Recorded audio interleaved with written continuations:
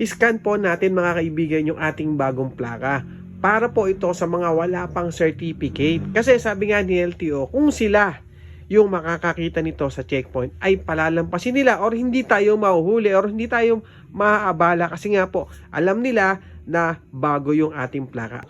Kaya sabi nga ni LTO, pwede nyong gamitin yung ating bagong plaka.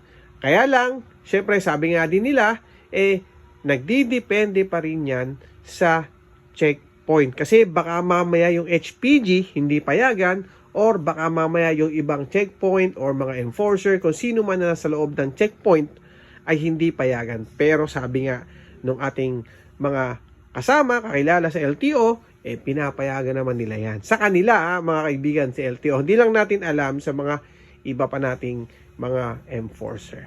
Siyempre, alam naman natin na bago yung plaka ninyo at dapat, kung bibiyahe tayo, may certificate at kung hindi naman, ipakita nyo po yung QR code na iniscan ninyo dyan sa inyong plaka. Okay? Yun lang. Thank you.